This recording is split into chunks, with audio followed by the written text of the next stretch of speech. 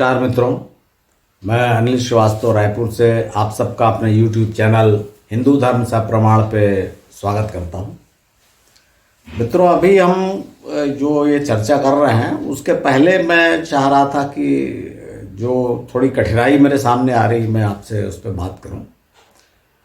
पिछले के एपिसोड में होता क्या है, देखिए समस्या कहाँ आ रही है कि इतना विशाल हिंदू धर्म है और उसको मैं एक एक एपिसोड धीरे धीरे आगे बढ़ रहा हूँ। जैसे पहले हमने देखा था कि भाई हिंदू धर्म कहाँ से प्रारंभ हुआ, सनातन है कि नहीं, हिंदू शब्द कहाँ से आया इत्यादि। फिर 5 जो प्रमुख पंथ थे उनका कैसे यहाँ आपस में संबंध एकीकरण हुआ जिससे आज का हिंदू धर्म का उदय हुआ। उसके बाद हमने हिंदू धर्म के दर्शन पे, फिलॉसफी पे पूरी चर्चा की, कुंडलिनी जागरण, अष्टांग योग, ब्रह्म, परब्रह्म इत्यादि पे चर्चा की। अब हम उसके तीर्थ स्थान और जो जिनको अवतार कहा जाता है उस पर चर्चा कर रहे हैं। अब इसमें समस्या ये आती है कि जब आप कोई एक एपिसोड देखेंगे, स्वाभाविक है, मैं आपको ये नहीं कह रहा हूँ कि गलत है, जब कोई एक एपिसोड आप देखेंगे तो आपके मन में बहुत सी जिज्ञासाएं पैदा हो जाएंगी। फिर लोग प्रश्न पूछते हैं कि, और वो प्रश्न उस एपिसोड से संबंधित हो तो कोई बात नहीं, बात होता क्या है, या तो उसके आगे का पूछते हैं या फिर पीछे का पूछते हैं। उदाहरण के लिए मैं आपको बताऊं, पिछले एक एपिसोड में एक मित्र ने पूछा, जब मैंने इनके बारे में बताया जो आगे राम अवतार और ये सब जो चर्चा की, तो उसमें एक मित्र ने पूछा कि क्या ये जो सूर्य की बात चर्चा की, वामन अवतार और सूर्य की, तो क्या इन सूर्य का संबंध श्री राम से है, ऐसा पूछा। अब देखिए मित्रों, इस पे पूरा एक एपिसोड बन चुका है जो मनुओं के मैंने बताया था, मनुओं के ऊपर, और उससे मैंने बताया था कि 7वें मनु जो वैवस्वत मनु जिन्हें कहा गया, विवस्वान यानी सूर्य का पुत्र, उनसे ये वंश चला, इक्ष्वाकु वंश जिसे कहा जाता है। उनके 10 पुत्र थे तो वो सूर्य वंश हुआ और इसी वंश में राम उत्पन्न हुए। अब ये आप चूंकि मनु वाला आप नहीं देखे हैं तो आप ये प्रश्न पूछ दिए कि भाई इन सूर्य का राम से संबंध था क्या, जबकि मैं बता चुका हूं। इसी प्रकार से होता क्या है कि ठीक है, आपने प्रश्न पूछा वहां तक तो ठीक है, होता क्या है कि कोई अन्य इसका उत्तर देने की कोशिश करता है, और फिर जो उत्तर देने की कोशिश करता है वो जो पुराणों में लिखा हुआ है वही चमत्कारिक गजब का एकदम जो उत्तर होता है वो बताने की कोशिश करते हैं कि उन्हें जानकारी है, मुझे इसमें कोई आपत्ति नहीं है। लेकिन फिर मेरे चैनल का उद्देश्य तो समाप्त हो जाता है ना। मैं तो इसमें से इतिहास ढूंढने का प्रयत्न कर रहा हूँ। उदाहरण के लिए एक मित्र ने पूछा था ये जो सूर्य वाले में, तो उसमें एक दूसरे जो दर्शक होंगे उन्होंने उत्तर दे दिया कि भाई वैवस्वत मुनि के 10 पुत्र हुए और सबसे बड़ा ईल था जो इला बन गया, कभी लड़की बन जाता था कभी लड़का बन जाता। इस तरह के जो उत्तर है ना, तो ऐसी पुराण कथा है तो फिर मैं भी सुना सकता हूँ, और बहुत सारे लोग सुना रहे हैं, सैकड़ों वीडियो है उसमें सुना रहे हैं।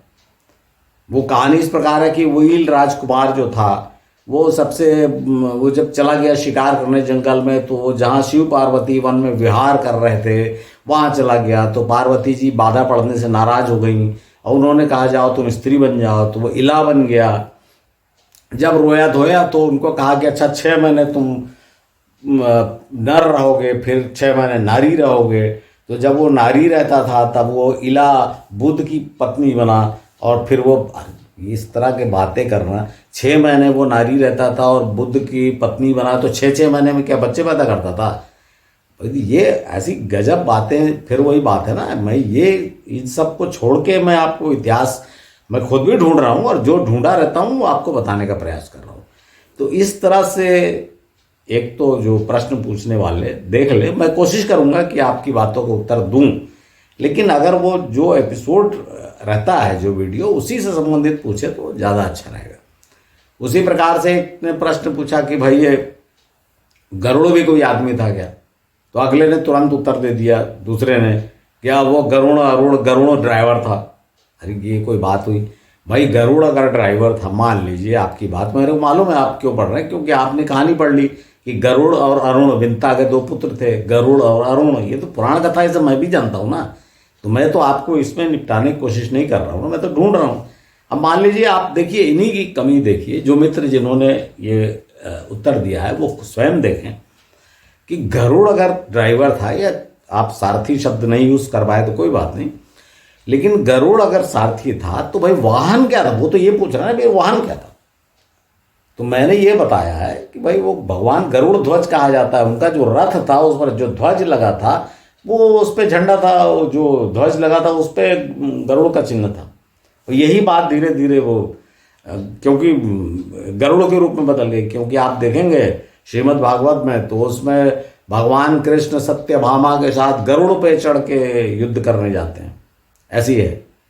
तो भाई गरुड़ पे चढ़ के अगर युद्ध करने जाएंगे तो फिर बाद में वो रथ पे क्यों आते जाते थे हस्तिनापुर? ऐसे बहुत से प्रश्न उठ पड़ेंगे। तो ये सब फालतू बातें हैं, इनका कोई महत्व नहीं है। मैं सिर्फ ये बोल रहा हूँ कि आप भाई सब पुराण उपलब्ध हैं, वेद उपलब्ध हैं, कोई भी पढ़ सकता है, लेकिन फिर उन्हीं बातों को दोहराना तो फिर मेरे चैनल का कोई महत्व ही नहीं रह जाएगा। तो कृपया जिनको इंटरेस्ट है, जो पढ़ रहे हैं पुराण, बहुत अच्छी बात है। वो जब मैंने भी पुराण पढ़ना शुरू किया था तो पहले ये कहानियाँ ही जानी थी, ये चमत्कारी कहानियाँ।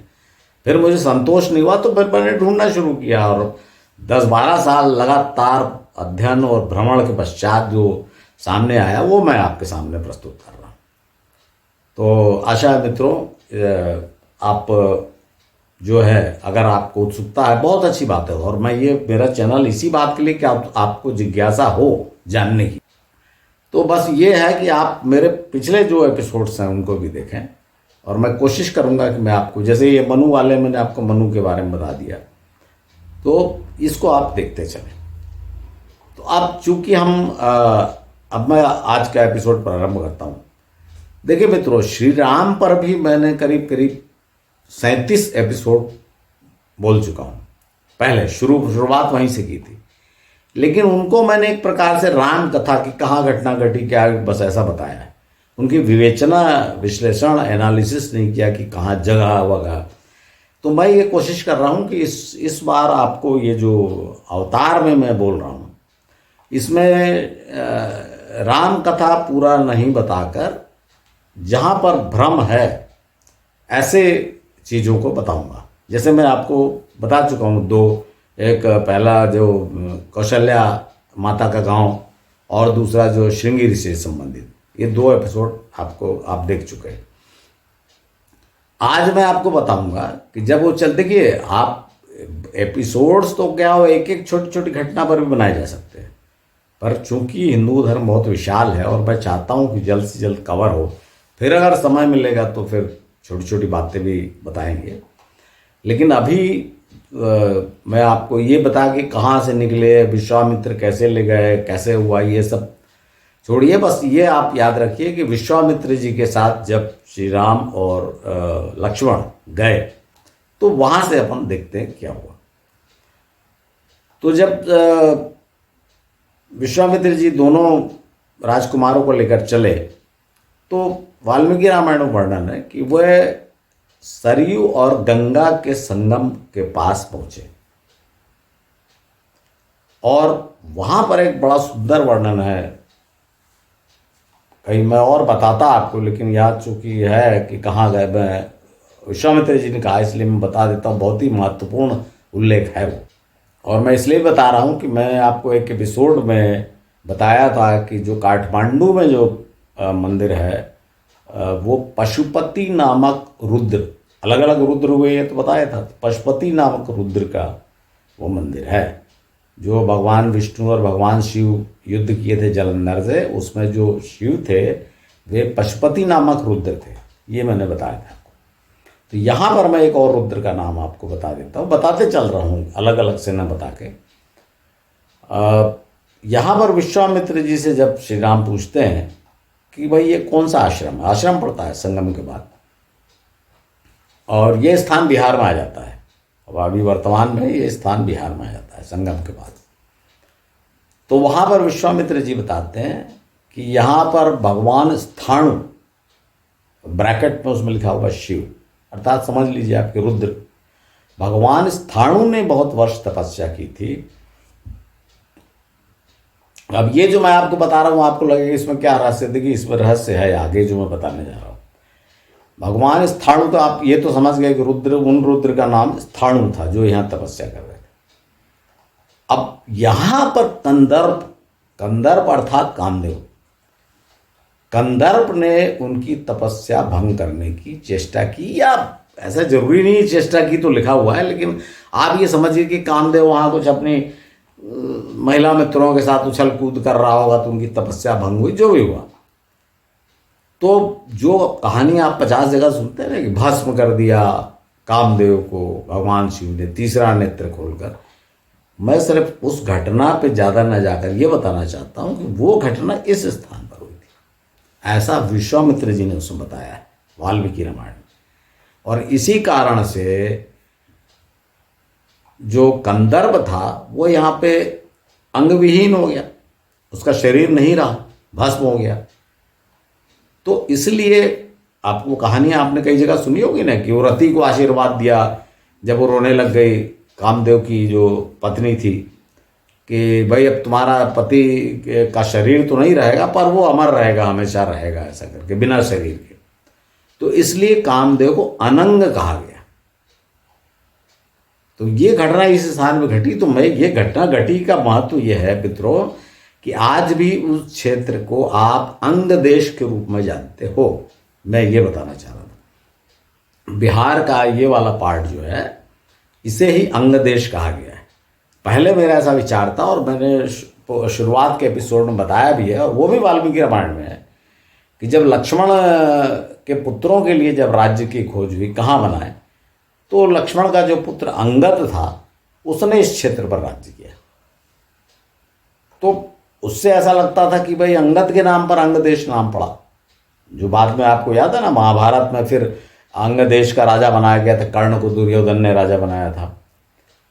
तो लेकिन वाल्मीकि रामायण के हिसाब से यहाँ पे भगवान शिव मतलब रुद्र, जिनका नाम स्थाणु था, उन्होंने यहाँ पर कंदर्प को भस्म किया था, मारा था, जो भी समझ लीजिए।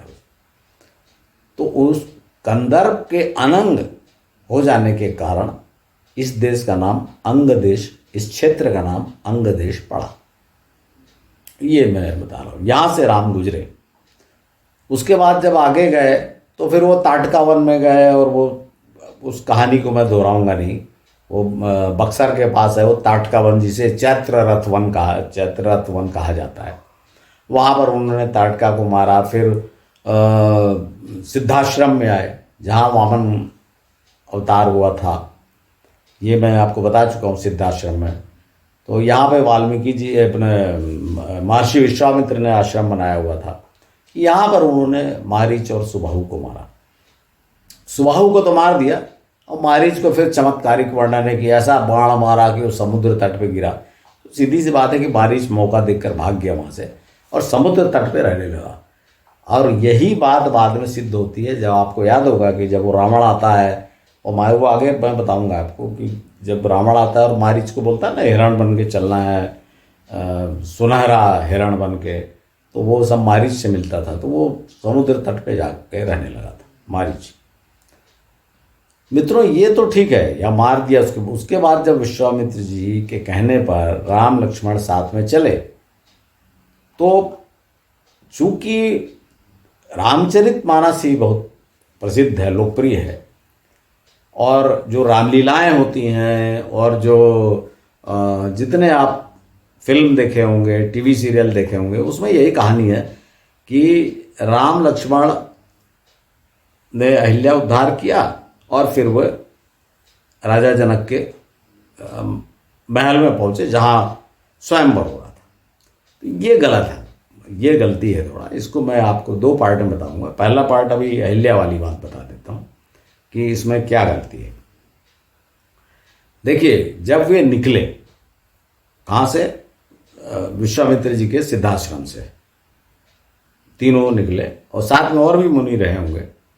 वे जा रहे थे राजा जनक के यज्ञ में, आमंत्रण था उनको। तो जब वे चले तो रास्ते में उनको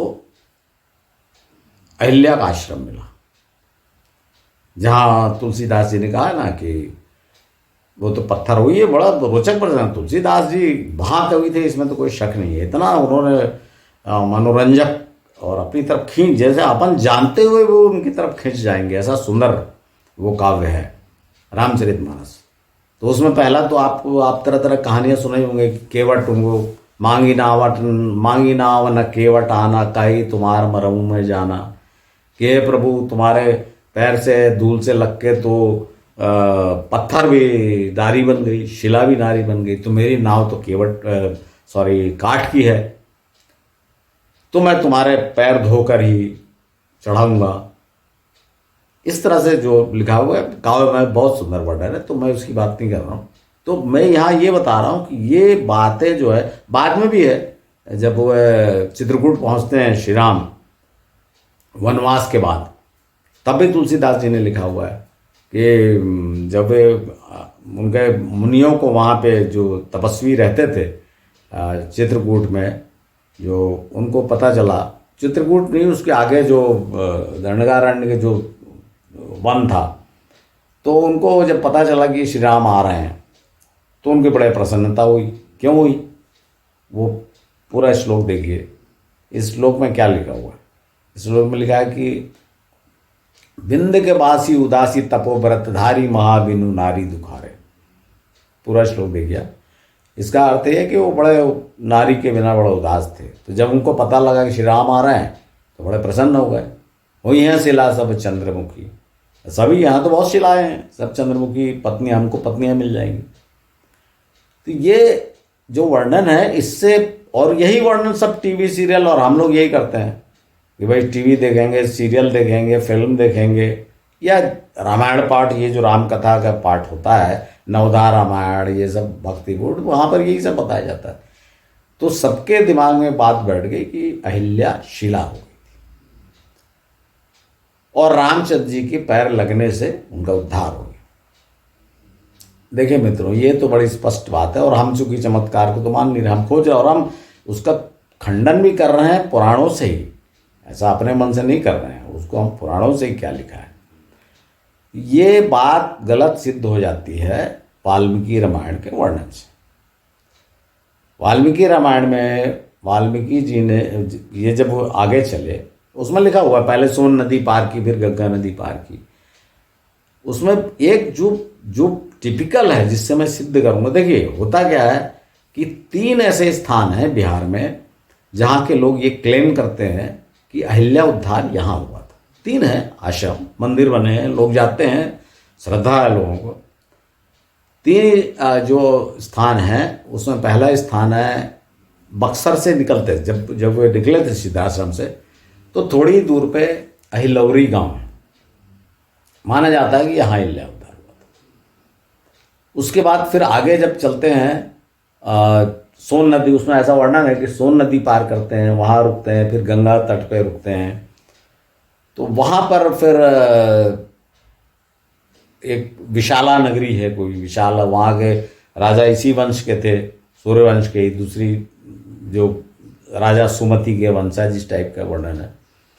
तो वो वहाँ पर फिर एक जगह है, वो छपरा जिले में पड़ता है वर्तमान में। तो यहाँ भी माना जाता है कि यह अहिल्या उद्धार हुआ, तो वहाँ के लोग मानते। और तीसरा स्थान है दरभंगा के पास, और उस जगह का नाम है अहियारी। तो मित्रों ये 3 स्थान है। अब इसमें अहिल्या उद्धार तो एक ही स्थान पे हुआ होगा, तीनों पे तो नहीं हो सकता। तो इसमें वाल्मीकि रामायण के हिसाब से एक श्लोक देखिए, इसमें इस श्लोक में ये लिखा हुआ है कि जब वे निकले तो वे जनकपुरी पहुंच गए। तो इसको अपन मान सकते हैं कि भाई मिथिलांचल पहुंच गए।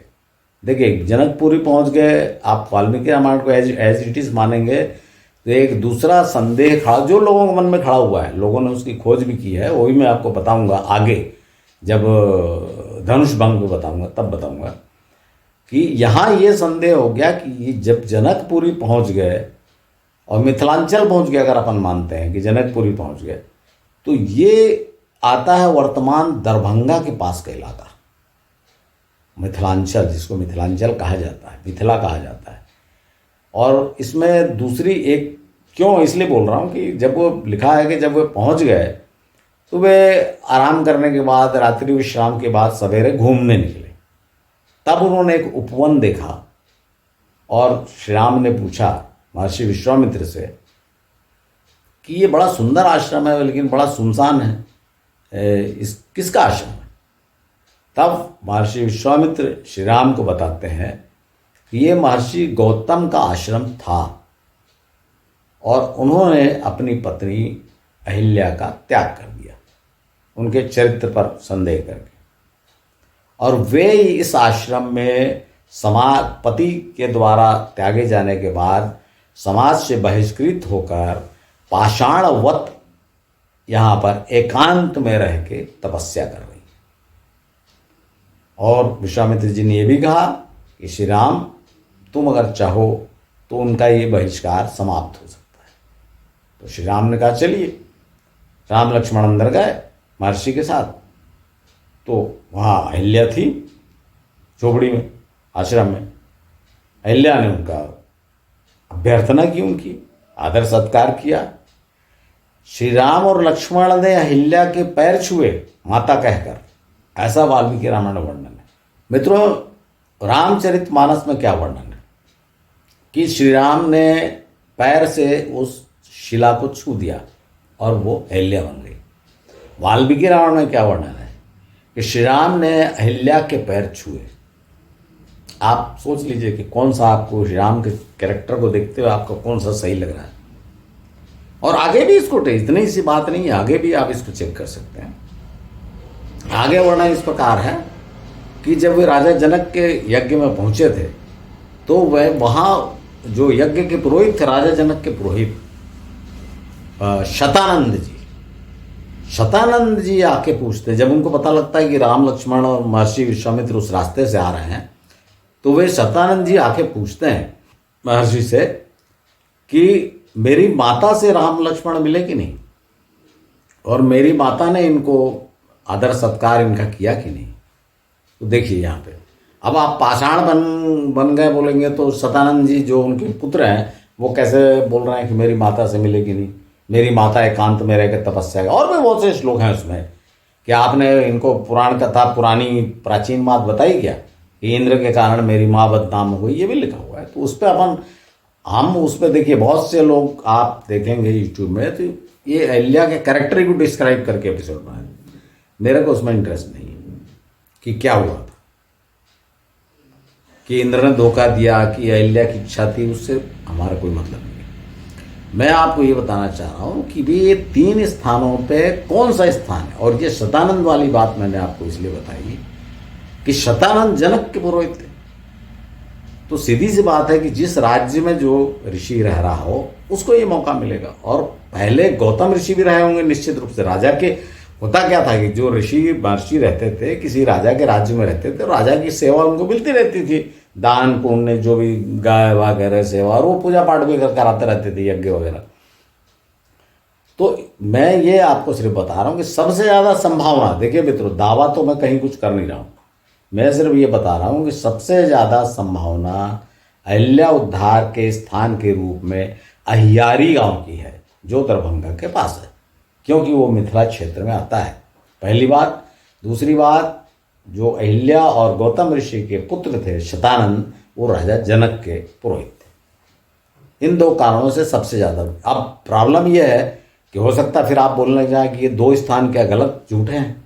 देखिए, मैं आपको कई बार बता चुका हूँ और फिर से बता चुका हूँ कि चूंकि हजारों साल बीत चुके और कोई लिखित नहीं था, ये पुराण दस्तावेज तो बाद में लिखे गए ना, ये तो हमारी स्मृतियाँ हैं, श्रुति और स्मृति, ये पूरा साहित्य तो लिखित नहीं था। इसलिए बाद में हो सकता है कि अहिल्या, आगे वर्णन है उसमें कि अहिल्या उद्धार जब ऐसा हुआ तो कहीं ऐसा स्पष्ट नहीं लिखा है, लेकिन आपको श्लोक दिखाता हूँ मैं। ये देखिए, इसमें लिखा हुआ है कि गौतम ऋषि के पास बहिष्कार समाप्त हो गया और गौतम ऋषि के पास चली गई। लेकिन इसमें एक श्लोक है, उसमें लिखा है कि गौतम ऋषि ने राम लक्ष्मण का पूजन की, पूजा मतलब स्वागत सत्कार किया। इसका मतलब क्या हुआ इसका मतलब ये हुआ कि राम लक्ष्मण स्वयं अहिल्या को लेकर गौतम ऋषि के आश्रम में गए। और अगर ये अहियारी का आश्रम वो आश्रम है जहां पर उद्धार हुआ, तो निश्चित रूप से फिर गौतम ऋषि दूसरे आश्रम में थे, तो वो दूसरा आश्रम, फिर ये दोनों में से कोई हो सकता है। कहने का अर्थ ये है कि जो तीनों आश्रम से गौतम ऋषि का संबंध है, भले ही अपन ये कह सके कि अहियारी में अहिल्या उद्धार वाली बात हुई, क्योंकि वो मिथिला के अंतर्गत आता है, और बाकी दो आश्रम गए होंगे। देखिए, आपने तो आपको याद ही होगा, हालांकि वो आगे के एपिसोड में बताऊंगा कि भाई सीता की भी निंदा हुई थी। हर एक उस काल में तो नहीं दैवीय माना था ना, उनको दैवी व्यक्तित्व तो नहीं माना था, तो निंदा सबकी हुई। राम को भी त्याग करना पड़ा था सीता का। तो यहाँ तो कितनी बड़ी घटना हुई थी अहिल्या वाली। तो उसमें जब गौतम ऋषि ने श्री राम, लक्ष्मण और विश्वामित्र जी के कहने से अहिल्या को अपना भी लिया, तो भी गांव वालों की नज़र में तो नहीं उठे होंगे, तो इसलिए उन्होंने एक दो स्थान बदला, ऐसा मेरा अंदाजा है। ये कहीं लिखा नहीं है, पर मैं आपको इसलिए बता रहा हूँ कि जो जिसको बोलते हैं ना कि स्थलीय साक्ष्य, कि भाई उन जो स्थलों को आप कैसे जोड़ोगे फिर, और लोगों की श्रद्धा है, तो आप लोगों की श्रद्धा को और जो स्थल हैं उनको आप नेग्लेक्ट नहीं कर सकते। इसके अलावा और आगे प्रूफ, आप यहाँ पे मत सोचिए कि इतना खत्म हो, इसके बाद आगे और इसके सबूत मिलते जाते हैं।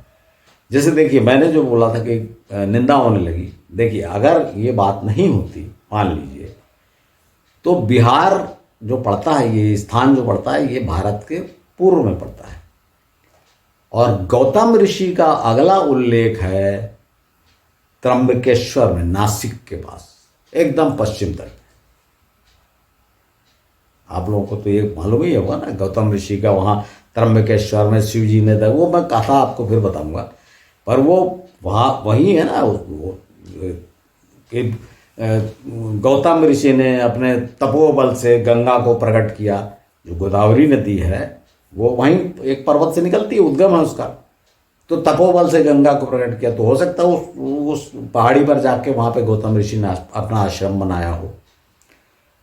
मित्रों, मैं ख़त्म कर, चूँकि मुझसे जैसे मैंने स्थाणु शिव का बताया, वैसी एक और बात है जो अहिल्या उद्धार संबंधित नहीं है, लेकिन बड़ी रुचिकर है, और मैं भी जब खोजता रहता हूँ तो मुझे मिला, तो मैं लगे हाथ आपको बता दूँ। हालांकि वो हनुमान जी के संबंध में जब बताऊंगा तो बताना था, लेकिन मैं यहाँ बता देता हूँ, क्योंकि आपको मैंने गौतम ऋषि के नासिक के पास जाने का यहाँ पे उल्लेख किया है, इसलिए बता रहा हूँ। देखिए, जो अहियारी गांव में, वहाँ पे लोगों में ये बात है, लोग को जनश्रुति, जनगाथा, जो जैसा भी आप समझ लीजिए, लोक गाथा है कि अहिल्या और गौतम ऋषि के दो संतानें थी, एक लड़का और एक लड़की। तो लड़का तो शतानंद जी हो गए, जो राजा जनक के पुरोहित बने, और पुत्री जो थी उनका नाम था अंजनी। देखिए, आप कितना भी पढ़ लीजिए, आप रामायण कहीं पढ़ लीजिए, आप हनुमान जी की माता अंजनी कौन थी ये नहीं लिखा हुआ है कहीं भी, थी कौन। अब यहाँ पर जो मैं बता रहा हूँ, और मैं खोज के, आप अहियारी गांव का के बारे में आप देख लीजिए, वहाँ पे है ये चर्चा। अब जब अंजनी अगर उनकी थी, अब ये अंजनी कौन थी भाई, हम ये सीधे सीधे नहीं बोल सकते कि यही अंजनी नाम है तो हनुमान जी की माता ये हुई। लेकिन मित्रों, आप याद रखना चाहिए कि इसके बाद गौतम ऋषि कहाँ गए, नासिक के पास, वहाँ तपस्या की, और वहाँ अंजनी पर्वत है जिस पर हनुमान जी का जन्म माना जाता है। जैसे मैंने आज अहिल्या उद्धार पे चर्चा की कि अहिल्या के 3 में से किस आश्रम में अहिल्या का उद्धार हुआ, वैसे ही जब मैं हनुमान जी पे चर्चा करूँगा तो अपन ये डिस्कस करेंगे कि जो 3-4 जगह कहा जाता है हनुमान जी का जन्म स्थान, उसमें से कौन सा स्थान वास्तविकता के निकट हो सकता है। एकदम प्रूफ पक्का तो अपन आज की तारीख में हजारों साल बीतते हुए बता नहीं सकते। हम तो ज़्यादा से ज़्यादा संबंध खोज सकते हैं, ज़्यादा से ज़्यादा तर्क दे सकते हैं। तो मित्रों, ये जो अहिल्या उद्धार जो मैंने आपको बताया कि भाई वो शिला नहीं बनी थी और उनको त्याग, जैसे बोलते हैं किसी को दुख में पाषाण हो गया, पत्थर बन गए, आंख से आंसू भी निकले, वो वाली कहानी है। और श्री राम और लक्ष्मण ने उनके हाथ से आहार ग्रहण किया, उनके पैर छुए और उनको ले जाकर गौतम ऋषि से मिलवाया। ये मेरा ये मान लो, ये श्लोक देखकर बता रहा हूँ, लिखा नहीं है ऐसा, लेकिन श्लोक देखकर, क्योंकि अहिल्या उद्धार के तुरंत बाद श्री राम और लक्ष्मण का गौतम ऋषि स्वागत करते हैं। और इसके अलावा गौतम ऋषि जब भी आसपास सब लोग निंदा कर रहे होंगे तो वहां से चले गए, नासिक चले गए, ऐसा मेरा मानना है। देखिए, एक संदेह की बात और हो जाती है, वो मैं आपको अगले एपिसोड में बताऊंगा कि जहाँ देखिए आज अहियारी गांव जहाँ है, वहाँ से जनकपुर जो है, वर्तमान जनकपुर, वो तो बहुत दूर है, नेपाल की तराई में है, हिमालय की तराई में, तराई क्षेत्र कहा जाता है। तो फिर कैसे होगा, इसमें तो लिखा हुआ है जनकपुर। इसी बात पर संदेह करके अनेक लोगों ने ये माना कि वर्तमान जो जनकपुर है नेपाल में, वो मूल जनकपुर नहीं है, राजा जनक वाला, सीता वाला। लेकिन मैं इस बात की चर्चा आपसे अगले एपिसोड में करूंगा, क्योंकि अहिल्या उद्धार के बाद क्या हुआ। देखिए, अहिल्या उद्धार के बाद ये वर्णन है कि वे ईशान कोण जानते हैं ना, उत्तर पूर्व ईशान कोण में की दिशा में आगे चले गए और राजा जनक की यज्ञ मंडप पे पहुंच गए। इसका अर्थ ये हुआ कि वो जनकपुर में थे। जब जनकपुर वो पहुंच गए, वहां पता लगा कि नहीं, यहाँ नहीं, यज्ञ तो कहाँ है, जहां भी पता लगा होगा, तो वहां पहुंच गए, इतना है। तो वो कहाँ पहुंच गए और वर्तमान जनकपुर को मैंने क्यों बोला कि इसमें संदेह है कि ये मूल जनकपुर नहीं है, ये बात मैं आपको अगले एपिसोड में बताऊंगा। तो आशा है मित्रों, ये अहिल्या उद्धार का जो स्थलीय साक्ष्य और जो मैंने आपको वर्णन किया, बहुत अद्भुत है।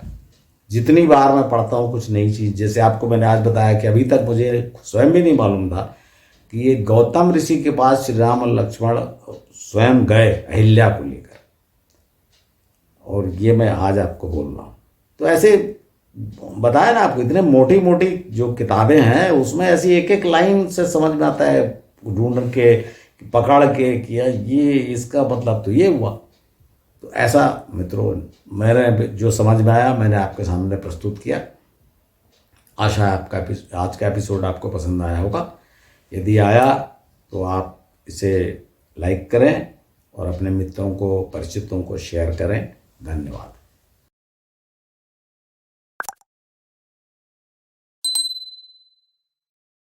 Oh.